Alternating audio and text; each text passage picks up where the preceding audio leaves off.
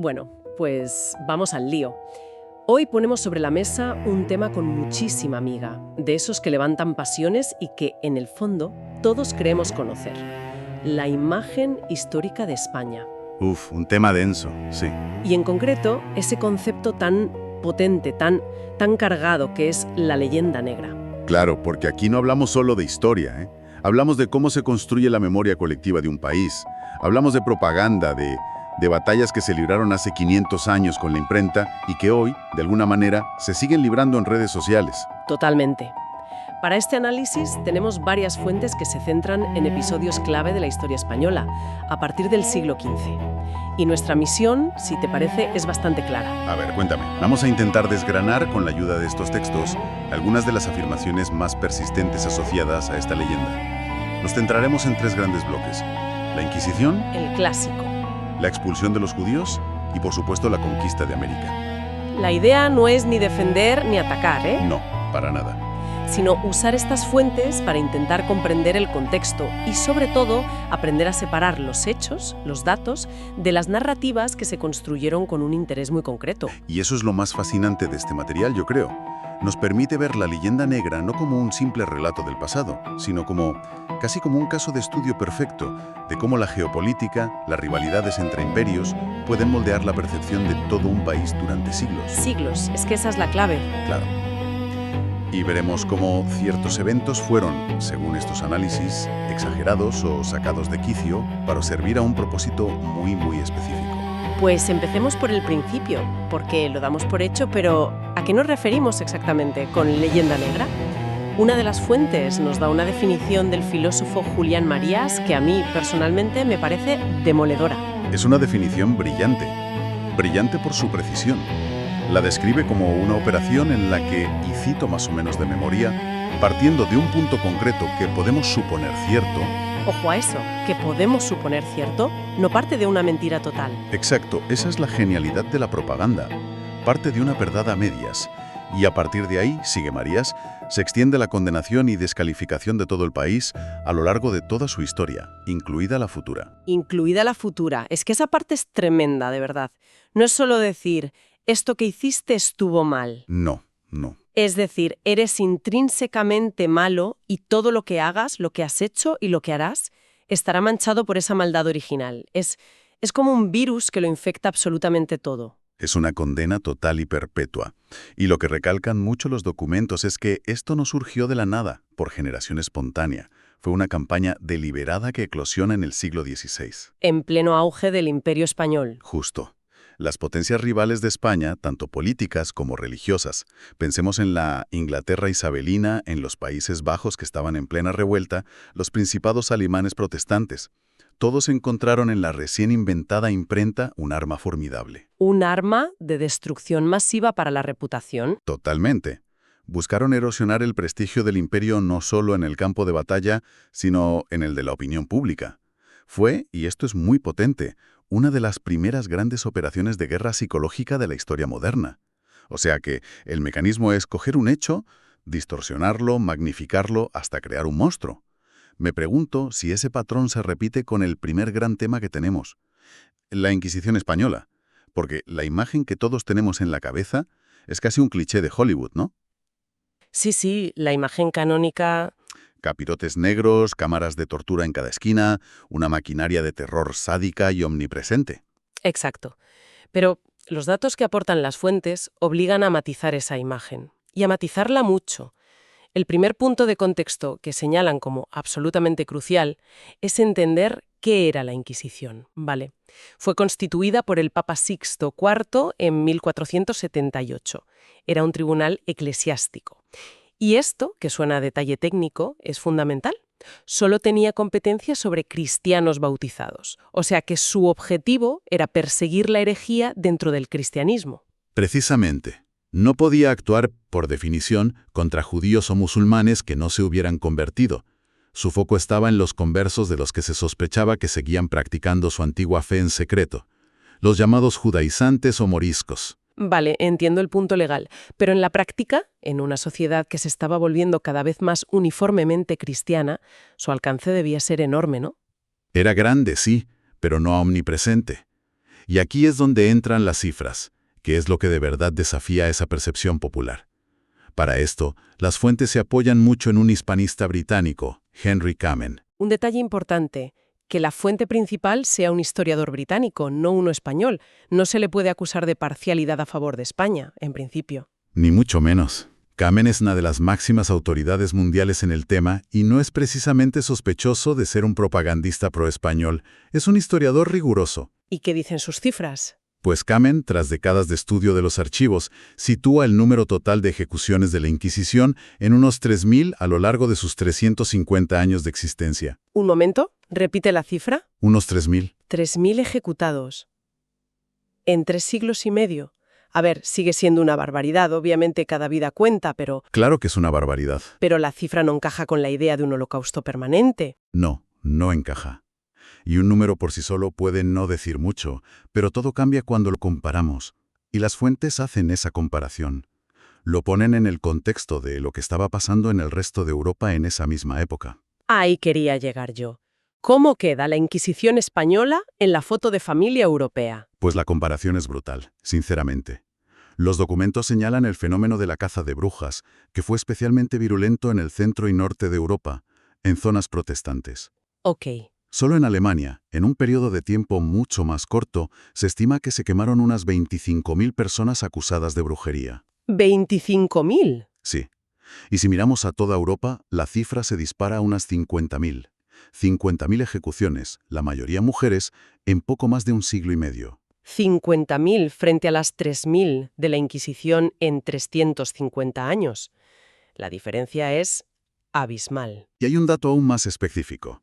De esas 50.000 víctimas de la caza de brujas en Europa, ¿cuántas crees que corresponden a la Inquisición española? Pues, si el total son 3.000, no muchas. 59. Perdona. La Inquisición española, con toda su fama, condenó a la hoguera a 59 mujeres por brujería en toda su historia. Pero, un momento, eso es completamente contraintuitivo. A ver si lo entiendo. Siendo España el bastión del catolicismo más ortodoxo, porque sus inquisidores eran más escépticos con la brujería que los tribunales protestantes o incluso los tribunales seculares en Alemania o Suiza. ¿Dan las fuentes alguna explicación para esto? Sí, y es uno de los puntos más sorprendentes y menos conocidos. Señalan que la jurisprudencia de la Inquisición española, sobre todo a partir del siglo XVII, tras casos muy sonados como el de las brujas de Zugarramurdi. Que ese sí que nos suena a todos. Claro. Pues a raíz de ese caso, los inquisidores más formados llegaron a la conclusión de que la mayoría de los casos de brujería eran fantasías, producto de la ignorancia, de la superstición popular o incluso de enfermedades mentales. Hay manuales para inquisidores de la época que directamente instruyen en no creerse las historias de aquelarres y pactos con el diablo. O sea que se adelantaron siglos a su tiempo en ese escepticismo racional. En cierto modo, sí. Lo cual nos lleva de vuelta a la pregunta clave. Si fue comparativamente mucho menos letal, y en algunos aspectos hasta más garantista que otros tribunales europeos, ¿por qué esa fama tan particular? La propaganda, supongo. Volvemos al punto de partida. Ahí está la clave. Según estos textos, los rivales protestantes de España la usaron como el arma propagandística perfecta. Grabados de torturas espeluznantes, panfletos. La presentaron como el epítome de la barbarie y el fanatismo católico, mientras ellos mismos practicaban una intolerancia que, como hemos visto con las cifras, era a menudo mucho más mortífera. Es un caso de manual de crea fama y échate a dormir. La imagen se quedó y los datos se olvidaron. Exacto. Una imagen tan potente que ha sobrevivido hasta hoy. Vale, el patrón parece claro. Coger un hecho, aislarlo de su contexto, magnificarlo y difundirlo. Veamos si se aplica al siguiente pilar de la leyenda negra: la expulsión de los judíos en 1492. Otro tema central, sin duda. De nuevo, el relato popular es muy potente. Un acto de puro fanatismo religioso. Una decisión irracional y única en la historia que, de la noche a la mañana, provocó la ruina económica de España. Y de nuevo, el contexto que aportan las fuentes es absolutamente esencial para entender la película completa. La medida fue, efectivamente, parte de la política de los reyes católicos para unificar sus reinos bajo una sola fe. Algo que ellos, como la mayoría de monarcas de la época, Exacto. Como casi todos los gobernantes europeos de su tiempo, consideraban fundamental para la estabilidad y la cohesión del Estado. Un rey, una ley, una fe. Era la ideología imperante. Pero lo que es crucial señalar, como hacen estas fuentes, es que España no fue ni la primera ni la única en hacerlo. Ni mucho menos. Este es un dato que se suele omitir por completo. Inglaterra había expulsado a toda su población judía en 1290. Casi 200 años antes. 202 años antes, para ser exactos. Francia lo hizo varias veces a lo largo de su historia. Muchos principados alemanes e italianos también lo hicieron. La medida de los reyes católicos, por muy drástica que nos parezca hoy, se enmarca en una tendencia europea de construcción de estados-nación con una identidad religiosa que se pretendía homogénea. Entiendo el punto sobre el contexto europeo. No fue una anomalía española. Pero aún así, desde una perspectiva moderna, expulsar a toda una comunidad por su religión suena brutal. Las fuentes abordan esa tensión entre la lógica política de la época y el drama humano que indudablemente supuso. Sí, por supuesto. No se niega en absoluto la tragedia humana que fue. La expulsión fue un drama terrible para miles de familias. Pero lo que estos análisis investigan en profundidad es el origen de esa idea específica de la ruina económica inmediata. ¿La idea de que España se pegó un tiro en el pie económico? Exacto. Y lo que es fascinante aquí, y es algo que yo no conocía, es que señalan que esa narrativa fue promovida en gran medida por la propia comunidad sefardí en el exilio. Como que la promovieron ellos mismos. Eso es muy interesante. Era en cierto modo una forma de procesar su propia tragedia y de darle un sentido.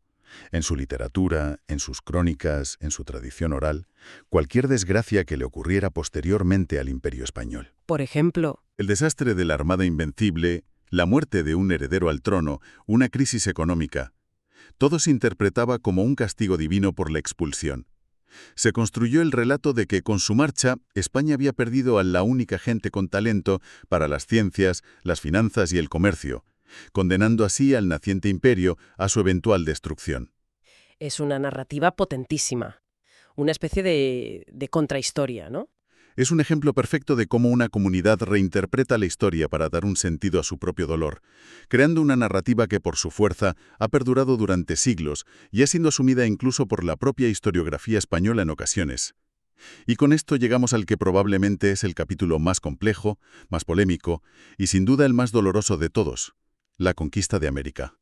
El tema estrella, sí. Y la palabra por defecto. Pero, ¿se ajusta a la definición técnica que manejan estos documentos? Esa es la pregunta central que abordan las fuentes. Una de ellas es muy clara al definir genocidio según las convenciones internacionales, como la de la ONU de 1948. Que es la que tiene validez legal. Exacto. Y la definición es el exterminio o eliminación sistemática y deliberada de un grupo humano por razones de raza, etnia, religión o nacionalidad. Y la palabra clave aquí, en la que insisten una y otra vez, es deliberada. La intención. La intención, la voluntad de exterminar.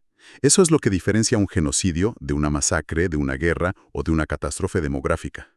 Y la conclusión de estos análisis es que no hubo esa intención deliberada de aniquilar a la población indígena. Correcto. Argumentan que la terrible, la catastrófica caída de la población indígena, que nadie niega, las cifras son espeluznantes, se debió en su inmensa mayoría al factor epidemiológico. Las enfermedades. A enfermedades que los europeos portaban sin saberlo, como la viruela, el sarampión o la gripe, y para las que los nativos americanos no tenían absolutamente ninguna defensa inmunológica. Su sistema inmunitario nunca se había enfrentado a esos virus. Fue una especie de arma biológica involuntaria con efectos devastadores. Pero, y aquí te hago de abogado del diablo, aunque no fuera deliberado, el resultado fue catastrófico. ¿Importa tanto la intención cuando el resultado son millones de muertos? Importa desde un punto de vista jurídico e histórico para definir el crimen como genocidio.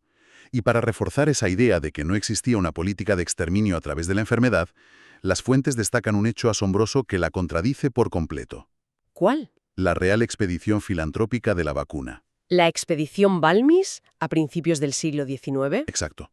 La corona española organizó la que se considera, y esto es increíble, la primera expedición sanitaria humanitaria a gran escala de toda la historia. Una misión para salvar vidas, no para quitarlas. Precisamente. El objetivo era llevar la recién descubierta vacuna de la viruela de Jenner a todos los rincones del imperio, desde América hasta Filipinas, y la forma en que lo hicieron es de película. Cuéntanos un poco más, porque la historia es alucinante. Utilizaron a 22 niños huérfanos como portadores vivos de la vacuna. En una cadena humana, brazo a brazo, iban inoculando el fluido de pústula en pústula cada 10 días para que no perdiera su efectividad durante el larguísimo viaje por mar. Es una gesta médica y logística sin precedentes que salvó, literalmente, a cientos de miles, si no millones de vidas. Un acto así choca frontalmente con la idea de un Estado que tiene una política deliberada de aniquilación de sus súbditos. Es una contradicción flagrante, ¿sí?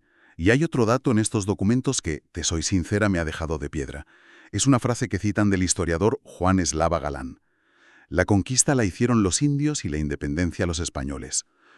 Esa frase es dinamita pura. Cuando la leí por primera vez pensé que era una simple provocación, pero al profundizar te das cuenta de que encierra una verdad histórica que desmonta por completo muchas imágenes preconcebidas que tenemos. Desempaquemos esa frase, porque es absolutamente fundamental. Cuando Hernán Cortés llega a lo que hoy es México, en 1519, con sus 500 hombres, 500. no se encuentra un paraíso idílico ni un continente unido. Se encuentra con un imperio, el azteca, que era una potencia militarista que oprimía brutalmente a decenas de pueblos vecinos. ¿De qué tipo de opresión hablamos? Los mexicas les exigían tributos enormes en productos, pero sobre todo, y esto es lo más terrible, les exigían tributos en sangre. Miles de jóvenes de los pueblos sometidos eran llevados cada año a la capital, Tenochtitlan, para ser sacrificados ritualmente en lo alto de sus pirámides. Entonces, los españoles no llegaron y conquistaron un continente. Aterrizaron en medio de una especie de guerra fría local a punto de estallar. Esa es una forma excelente de verlo. Esos pueblos oprimidos como los tlaxcaltecas, los totonacas, los de Zempoala y muchos otros, vieron en esos extraños llegados del mar una oportunidad única e inesperada para liberarse del yugo azteca que los estaba desangrando. Y se aliaron con Cortés. Masivamente. El ejército que finalmente toma la capital azteca, Tenochtitlan, tras un asedio brutal, estaba compuesto por unos pocos cientos de españoles y decenas de miles. Algunas fuentes hablan de hasta 200.000 guerreros indígenas. La imagen cambia por completo. No es un puñado de españoles contra millones de nativos. ¿No? Fue, en gran medida, una guerra civil indígena catalizada, eso sí, por la llegada de un actor externo con una tecnología militar superior y, sobre todo, una mentalidad política diferente. Vale, se derroca el imperio azteca con la ayuda de sus enemigos. ¿Y qué pasa después? Se impone un sistema de sumisión total y aniquilación cultural desde el día 1. Porque esa es la otra parte de la leyenda. Pues la realidad que describen las fuentes es de nuevo mucho más mestiza y compleja. Lejos de ser víctimas pasivas que aceptan su destino, las élites indígenas aprendieron muy rápido a navegar y utilizar el sistema legal español en su propio beneficio. ¿Ah, sí? Los archivos están llenos de pleitos. Caciques indígenas que demandan a encomenderos españoles por abusos, por tierras, por derechos, y a menudo ganaban. Se convirtieron en unos litigantes formidables. O sea que se adaptaron y usaron las herramientas del nuevo sistema. Es fascinante. Totalmente. Las fuentes mencionan casos de cómo alteraban sus genealogías para reclamar privilegios de nobleza, cómo se presentaban como pobres y miserables ante los jueces para despertar compasión y ganar los juicios. Y en general, se mantuvo una estructura política híbrida. ¿A qué te refieres con híbrida? Los caciques y curacas indígenas, los antiguos señores locales, siguieron gobernando directamente a sus comunidades. Recaudaban tributos, impartían justicia a bajo nivel, solo que ahora lo hacían dentro del marco superior del virreinato español. Por supuesto que hubo abusos terribles, explotación y violencia, como la mita en las minas, eso es innegable. Pero la realidad colonial fue una negociación constante, mucho más compleja de lo que la leyenda de una simple sumisión y aniquilación sugiere. Entonces, si unimos todas las piezas del puzzle, ¿qué significa todo esto? Los materiales que hemos analizado sugieren que muchos componentes clave de la leyenda negra no son necesariamente mentiras puras, No siempre. sino, en el mejor de los casos, exageraciones brutales de hechos reales sacados de contexto o, en el peor, directamente propaganda creada por los enemigos de España para sus propios fines geopolíticos. Y es vital subrayar algo, para que nadie nos malinterprete. Esto no busca borrar ni justificar la violencia, la crueldad o las injusticias que indudablemente ocurrieron. La historia de cualquier imperio, sea el español, el británico, el romano o el mongol, está llena de episodios oscuros y terribles. Por supuesto. Pero sí nos obliga a cuestionar esa narrativa simplista, esa caricatura de un imperio español excepcionalmente malvado, casi demoníaco, en comparación con los demás. Demuestra la importancia de analizar siempre quién escribe la historia y, sobre todo, con qué propósito lo hace. Y esto nos deja, para terminar, con una idea final para reflexionar, que me parece muy actual. Las fuentes mencionan cómo líderes modernos, como el difunto presidente de Venezuela, Hugo Chávez, han utilizado activamente esta narrativa del genocidio para justificar acciones políticas de hoy, como derribar estatuas de Colón o de conquistadores. Sí, es un arma política muy viva. La reflexión final que nos queda y que dejamos abierta es: ¿de qué manera estas narrativas históricas, forjadas con intereses muy concretos hace siglos, siguen siendo armas potentísimas en los debates políticos, culturales e identitarios de hoy en día? Y si vamos un paso más allá, ¿qué leyendas negras, o por el contrario, qué leyendas doradas, se están construyendo en este preciso momento sobre nuestro propio mundo, sobre los países y los conflictos de nuestra época? Una pregunta inquietante. Y una que nos recuerda que la historia nunca es solo el pasado.